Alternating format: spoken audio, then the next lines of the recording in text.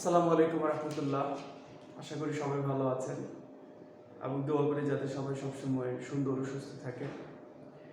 আজকে আমরা সবাই জানি আমাদের রসায়ন বিভাগের সহযোগী অধ্যাপক জনাব আব্দুল হামিদ মারা গিয়েছেন, ইন্তেকাল করেছেন। আমরা সবাই শুনেছি। আমরা সবাই ওনার বিদেহী আত্মার মাগফিরাত কামনা করব এবং ওনার সুখ সন্তুষ্ট পরিবারের জন্য সবাই দোয়া করব। আমাদের এই কলেজে প্রায় উনি 30 বছর হলো আছেন এবং অনেক সুখ দুঃখের সাথে জড়িত, কলেজের অনেক উত্থান পতনের সাথে উনি জড়িত এবং যে অনেক মোস্ট সিনিয়র টিচার ছিলেন উনি। আমাদের কেমিস্ট্রি ডিপার্টমেন্টের টিচার, সহযোগী অধ্যাপক ছিলেন। তো আমরা জানি যে আপনারাও ওনার অনেকগুলো ক্লাস পেয়েছেন। তো সবাই ওনার জন্য দোয়া করবেন যাতে উনি পরকালে শান্তিতে থাকেন। আমরা পড়াশোনায় ফিরে আসি। আমরা পড়ছিলাম উচ্চতর গণিত দ্বিতীয় পত্র 6ষ্ঠ অধ্যায়। এটা ভাইটাল চ্যাপ্টার আমাদের জন্য। এখান থেকে এক্সেট প্রশ্ন হয়, মানে 10 মার্কসের একটা প্রশ্ন হয় আমরা জানি, এবং এমসিকিউতে সাধারণত 2-3 মার্কস থাকে। এটা পড়ছিলাম কণিক, এবং আমরা আজকে অধিবৃত্ত পড়ব। এর আগে আমরা কণিকের 2টা অংশ পড়েছি। প্রথমটা হচ্ছে পরাবৃত্ত, যেটাকে প্যারাবোলা বলি, এবং 2 নম্বরটা হচ্ছে উপবৃত্ত, যেটাকে আমরা এলিপস বলি। তো আজকে আমরা অধিবৃত্ত পড়ব। অধিবৃত্তের প্রমিত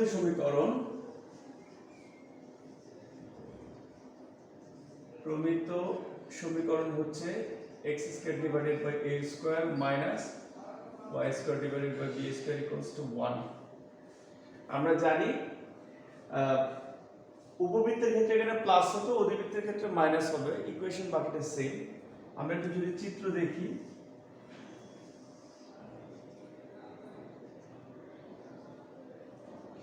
এটা positive X axis, negative X axis, negative Y axis, positive Y axis. এটা হচ্ছে আমরা জানি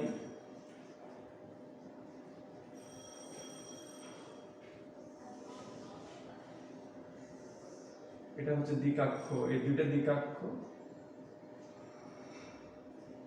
m প্রাইম z m,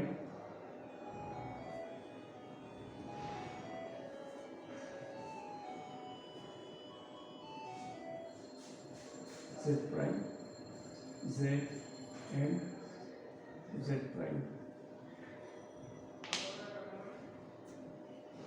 এটা হচ্ছে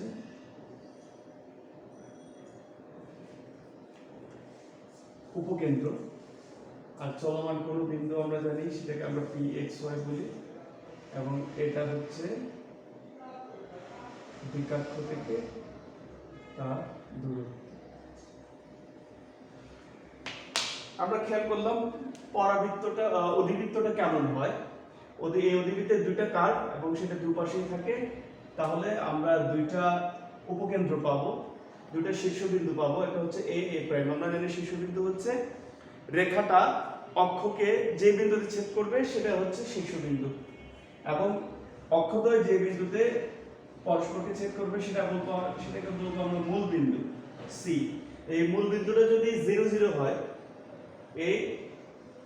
এটা যদি 0 0 হয় শীর্ষবিন্দুটা, তাহলে আমরা সেটাকে বলবো, তাহলে তার প্রমিত সমীকরণ পাওয়া যাবে x² by a² minus y² by b² equals to 1। আমরা বিভিন্ন শর্ত দেখব।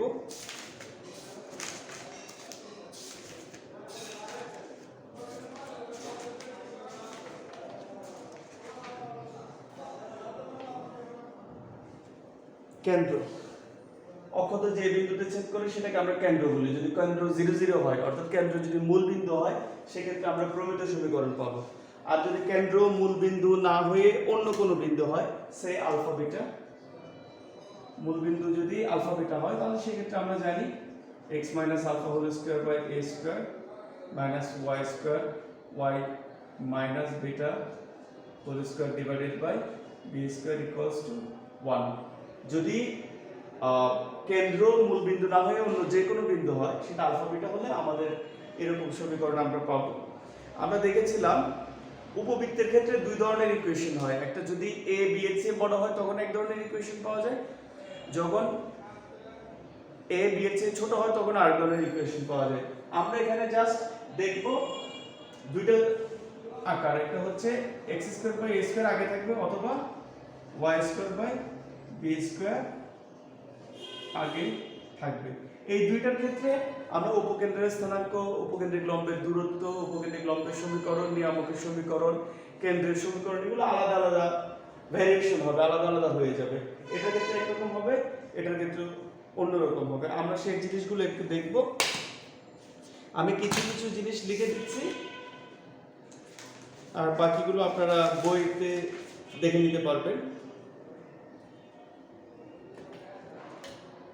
আচ্ছা, এটা ছিল হচ্ছে আবার আমাদের চিত্র। আমি বলছি দুইটা উপকেন্দ্র, দুইটা দ্বিকাক্ষ, দুইটা কার্ভ নিয়ে আমাদের অধিবৃত্ত গঠিত, তার মধ্যে কেন্দ্র হচ্ছে অক্ষত যে বিন্দুতে ছেদ করে সেটা হচ্ছে কেন্দ্র। কেন্দ্র যদি মূল বিন্দু হয় তাহলে আমরা এই ধরনের সমীকরণ পাবো, আর যদি কেন্দ্র মূল বিন্দু না হয় আলফা বেটা হয় তাহলে এই ধরনের সমীকরণ আমরা পাবো। খেয়াল করতে হবে একটা জিনিস, উপকেন্দ্র থেকে চলমান বিন্দুর দূরত্ব এসপি, আর চলমান বিন্দু থেকে দ্বিকাক্ষের উপর লম্ব দূরত্ব পিএম। তাহলে আমরা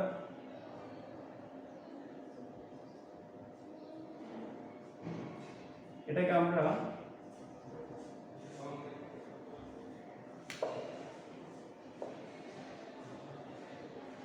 z prime m prime m z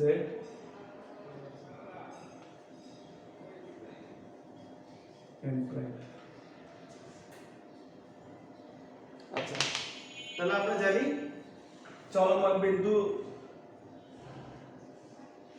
উপকেন্দ্র থেকে চলমান বিন্দুর দূরত্ব এবং চলমান বিন্দু থেকে দ্বিকাক্ষের উপর লম্ব দূরত্বের অনুপাত যদি একের চেয়ে বেশি হয় তাহলে সেটাকে আমরা গ্রেটার দেন 1, তাহলে সেটাকে আমরা অধিবৃত্ত বলবো সংজ্ঞা অনুযায়ী। আবারও বলছি, সমতলে চলমান কোনো বস্তুর কোনো নির্দিষ্ট বিন্দু থেকে দূরত্ব এবং কোনো নির্দিষ্ট সরলরেখা থেকে দূরত্বের অনুপাত যদি একের চেয়ে বড় হয়, যেটাকে আমরা উৎকেন্দ্রতা বলি বা উৎকেন্দ্রিকতা বলি, তাহলে সেটাকে আমরা অধিবৃত্ত বলবো। যদি উৎকেন্দ্রতা একের চেয়ে বেশি হয় তাহলে এই ধরনের চিত্র আমরা পাবো এবং সেটাকে আমরা অধিবৃত্ত বলবো। আমাদের দুইটা শীর্ষবিন্দু রয়েছে এবং কেন্দ্র রয়েছে, দুইটা দ্বিকাক্ষ, দুইটা উপকেন্দ্র। সো আমরা এখন কিছু শর্ত লিখব, এরপরে আমরা প্রবলেম সলিউশনে যাব। কয়েকটা প্রবলেম করতে পারলে আমরা খুব দ্রুত বুঝে ফেলবো আমাদের এই অধিবৃত্ত চ্যাপ্টারে কি কি করতে হবে। মূলত আমি লিখছি এই পাশে বিভিন্ন শর্ত। এখন আমাদের যখন অধিবৃত্তটা এমন হবে অথবা যদি অধিবৃত্তটা এমন হবে, দুইটা ভেরিয়েশন আছে, দুই ধরনের হয়, x square by a square আগে থাকবে অথবা পরে থাকবে। তাহলে শর্ত হচ্ছে, প্রথমটা হচ্ছে কেন্দ্রের স্থানাঙ্ক। কেন্দ্রের স্থানাঙ্ক, কেন্দ্রের স্থানাঙ্ক হচ্ছে 0 0, এটার ক্ষেত্রেও 0 0। উপকেন্দ্র,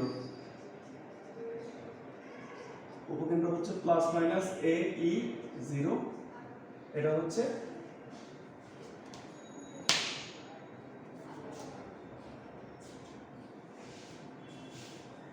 0 প্লাস মাইনাস be। এরকম প্রায় 16 থেকে 17টা আইটেম আছে আমাদের, যেগুলো আমাদের প্রবলেম সলিউশনে আমাদের হয়তো 3টা দিবে অথবা 4টা দিবে, আমাদের বের করার জন্য দেওয়া হবে। আমি সবগুলো লিখছি না, বইয়ে সুন্দর করে দেওয়া আছে।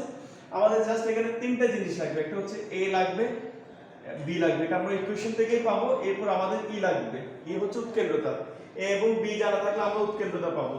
এখানে উৎকেন্দ্রতা হচ্ছে, আমি একটু এটা লিখি, উৎকেন্দ্রতা E equals to a square plus b square divided by a square।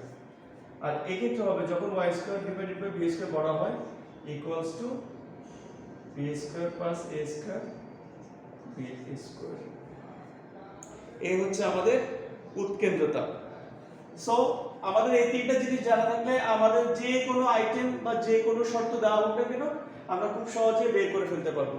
প্রথমে একটা প্রবলেম আমরা সলভ করি এবং দেখি সেই প্রবলেমে আমাদেরকে কি চেয়েছে এবং আমরা কিভাবে সেটা সলভ করছি।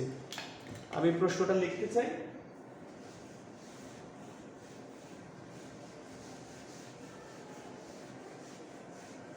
আমি এটা মুছে ফেললাম।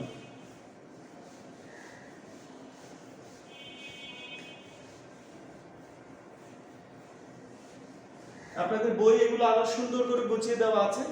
আমি জাস্ট আপনাদেরকে বোঝার জন্য বেসিক ফিগারটা দেখালাম এবং ইকুয়েশনগুলো কেমন ভাবে দেখালাম। আপনারা আমার কথার সাথে মিলিয়ে অবশ্যই আপনারা বই পড়বেন। বই পড়লে আপনাদের সুবিধা হচ্ছে প্রথমত আপনাদের প্রত্যেকটা বিষয়ে কনসেপ্ট ক্লিয়ার হয়ে যাবে, আর এমসিকিউ আপনাদের বইয়ের বাইরে থেকে কখনো হয় না। আপনারা যদি প্রত্যেকটা চ্যাপ্টারের আর কথাগুলো যেগুলো লিটারেচার দেওয়া থাকে সেগুলো যদি আপনারা ঠিকমতো পড়েন তাহলে আপনারা 100% এমসিকিউ কমন পাবেন। আচ্ছা, আমি প্রবলেমটা লিখছি। x square divided by 9 minus y square divided by 16 equals to 1। অধিবৃত্তের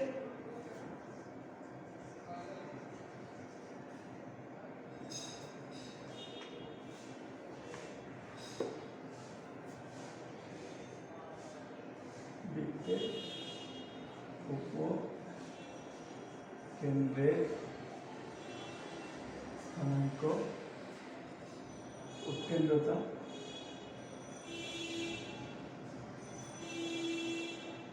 ও নিয়ামকের সমীকরণ নির্ণয় করো। নিয়ামকের সমীকরণ নির্ণয় করো। আবারও আমি প্রবলেমটা বলছি। x square divided by 9 minus y square divided by 16 equals to 1 অধিবৃত্তে যে জিনিসগুলো আমাদের চাইছে উপকেন্দ্রের স্থানাঙ্ক বের করতে হবে, উৎকেন্দ্রতা বের করতে হবে, নিয়ামকের সমীকরণ বের করতে হবে। সিম্পলি প্রবলেম আমি খুব সহজে আমরা এটা সলভ করতে পারবো। আমরা লিখব প্রদত্ত অধিবৃত্ত। আমাদের অধিবৃত্ত দেওয়া আছে x square divided by 9 minus y square divided by 16 equals to 1। এটাকে আমরা একটু রিভাইজ করে লিখতে পারি। x স্কয়ার ডিভাইডেড বাই 9 কে আমরা 3 স্কয়ার, আমরা 16 কে 4 স্কয়ার ইকুয়ালস টু 1 করে লিখতে পারি। এটাকে আমরা 1 নাম্বার ইকুয়েশন লিখব। তাহলে আমরা এটা কি পেলাম? এটা পেলাম 1 নং কে প্রমিত সমীকরণ x square divided by a square minus y square divided by b square equals to 1 এর সাথে তুলনা করে পাই। আমাদের একটা জিনিস খেয়াল করতে হবে, এখানে a বড় না b বড় এটা গুরুত্বপূর্ণ নয়। আমরা দেখব x square by a, x square divided by a square আগে আছে না y square divided by b square আগে আছে সেটা দেখব। এখানে a b এর চেয়ে বড় হতে পারে, ছোট হতে পারে, নট নেসেসারি, আমাদের জন্য গুরুত্বপূর্ণ নয় যে আমাদের শর্তগুলো চেঞ্জ হবে। এখানে শর্তগুলো চেঞ্জ হবে শুধুমাত্র x square by a square আগে থাকবে না y square divided by b square আগে থাকবে সেটার উপর। আমরা উপবৃত্তের ক্ষেত্রে দেখেছিলাম যে a বড় না b বড় সেটার উপর ডিপেন্ড করে শর্তগুলো তৈরি হতো, কিন্তু এখানে ব্যাপারটা আলাদা। তাহলে আমরা পাই a equals to 3 b equals to 4। Therefore উৎকেন্দ্রতা আমরা a আর b পেলে খুব সহজে উৎকেন্দ্রতা পেয়ে যাই equals to a square plus b square divided by a square. আমরা আগেই দেখেছি এখানে a স্কয়ার হচ্ছে 9, b স্কয়ার হচ্ছে 16, 9। তাহলে 9 আর 16 হচ্ছে 25, 25 কে যদি বর্গমূল করি 5, 3 কে বর্গমূল করলে 9 কে বর্গমূল করলে 3। আমরা উৎকেন্দ্রতা পেয়েছি। এরপর আমাদের উপকেন্দ্র, উপকেন্দ্র হচ্ছে প্লাস মাইনাস a e 0। তাহলে এখানে হচ্ছে a হচ্ছে 3, e হচ্ছে 5/3, 0 প্লাস মাইনাস 5 0। আমরা উপকেন্দ্র পেয়ে গেলাম। এরপর আমাদের লাগবে হচ্ছে উৎকেন্দ্রতা আমরা পেয়েছি ইকুয়ালস টু এটা, যদিও উপকেন্দ্র স্থানটা আগে চেয়েছি কিন্তু আমরা উৎকেন্দ্রতা আগে বের করেছি, কারণ উপকেন্দ্র বের করতে গেলে সেখানে আমাদের ই লাগবে। এই জন্য নিয়ামকের সমীকরণ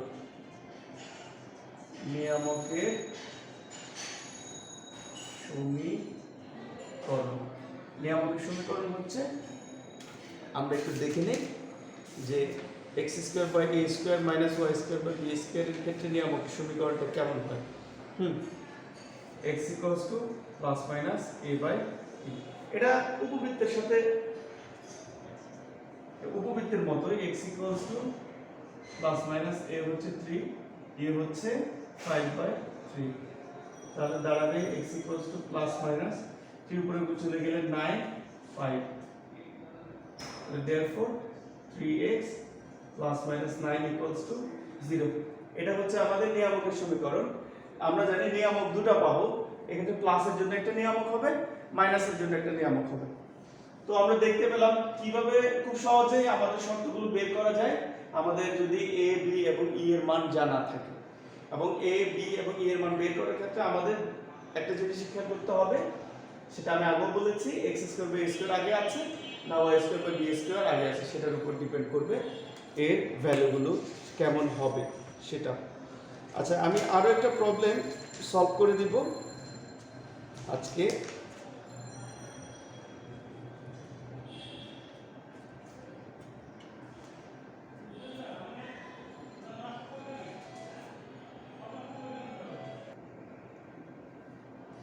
আমরা আরেকটা প্রবলেম শুরু করছি।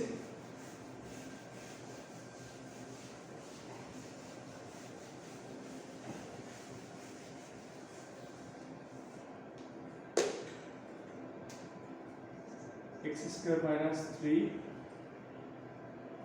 y square minus 2x equals to 0.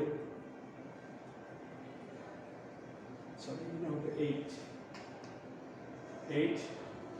অধিবৃত্তের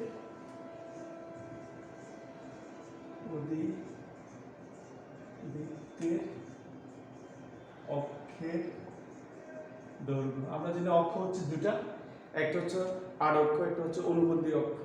একটা উপবৃত্তের ক্ষেত্রে ছিল সেটা একটা হচ্ছে বৃহৎ অক্ষ, একটা হচ্ছে ক্ষুদ্রাক্ষ। আর অধিবৃত্তের ক্ষেত্রে হবে যেটা উপবৃত্তের বৃহৎ অক্ষ ছিল, অর্থাৎ উপকেন্দ্র দিয়ে যে অক্ষ যায় সেটাকে আমরা বলবো আড় অক্ষ, এবং উপকেন্দ্রের আড় অক্ষের উপর যেটা লম্ব হয় অক্ষ সেটাকে বলবো অনুবন্ধী অক্ষ।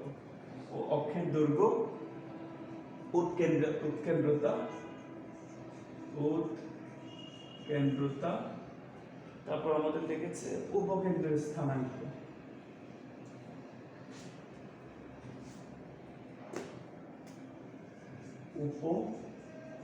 উপকেন্দ্র নির্ণয় করুন। সমাধান এখানে প্রমিত আকারে দেওয়া নেই, আমরা এটাকে প্রমিত আকারে নিয়ে যাব। আমরা উপবৃত্তের ক্ষেত্রে দেখেছি যে কোনো ইকুয়েশন দেওয়া থাকলে সেটাকে কিভাবে আমরা কনভার্ট করতে পারি প্রমিত সমীকরণে। তো আমরা লিখব, দেওয়া আছে,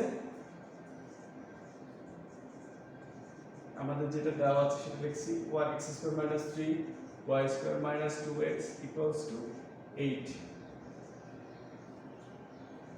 x square minus 2 into x into 1, 2x কে আমরা 2 ইনটু x ইনটু 1 করে লিখতে পারি। তাহলে আমাদের সাথে লাগবে হচ্ছে 1, তার মানে 1 square equals to 1 minus 3y square, এখানে আমাদের 1 স্কয়ার, তাহলে আমরা এই পাশে 1 স্কয়ার নিতে পারি। এটা হচ্ছে x minus 1 whole square minus 3y square, আর এখানে থাকবে হচ্ছে 9।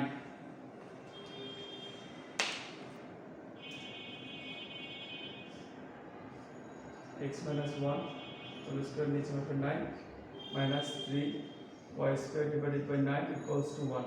আমরা 9 কে আর গুণন করেছি, অর্থাৎ এই পাশে আনলে এটা ভাগ হয়ে যাবে। এটাকে আমরা লিখব x minus 1 whole square, 9 কে আমরা লিখতে পারি 3 square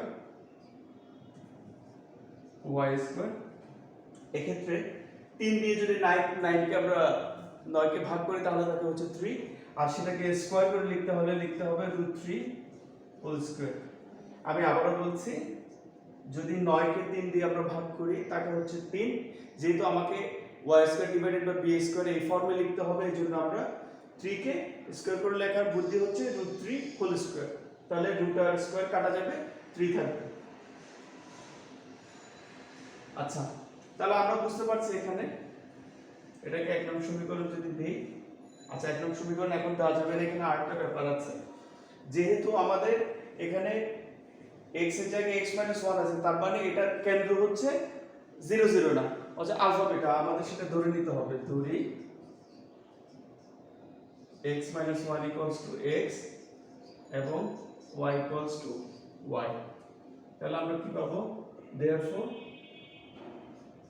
x² / 3 whole square minus y² / √3 whole square = 1। এখানে a হচ্ছে 3 আর b হচ্ছে √3। আমাদের প্রথমে বের করতে হবে r অক্ষ এবং অনুবন্ধী অক্ষ। তাহলে আমরা লিখতে পারবো r অক্ষ সমান therefore r অক্ষ হচ্ছে যে অক্ষ দিয়ে যে অক্ষটা উপকেন্দ্র দিয়ে যায়, অর্থাৎ যেটাকে আমরা x অক্ষ বলি সেটাকে আমরা বলবো r অক্ষ, এবং এটার উপর যেটা লম্ব হয় যেটাকে আমরা y অক্ষ বলি সেটাকে বলবো অনুবন্ধী অক্ষ। তাহলে যেহেতু x² / a² আগে, তাহলে r অক্ষ হবে 2a, r অক্ষের দৈর্ঘ্য হচ্ছে 2a, তাহলে 2 * 3 6 একক। অনুবন্ধী অক্ষ =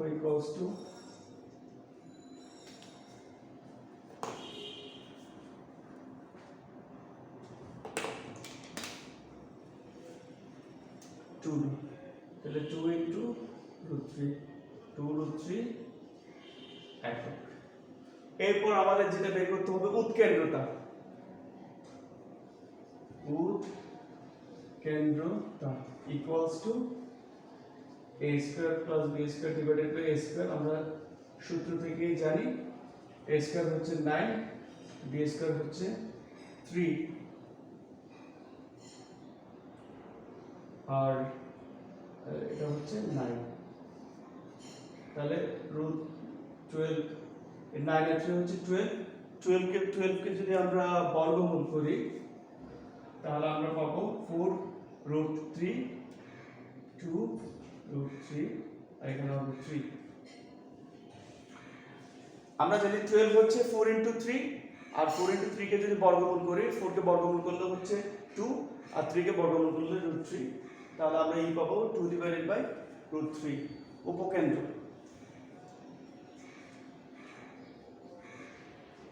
উপকেন্দ্র হচ্ছে ± ae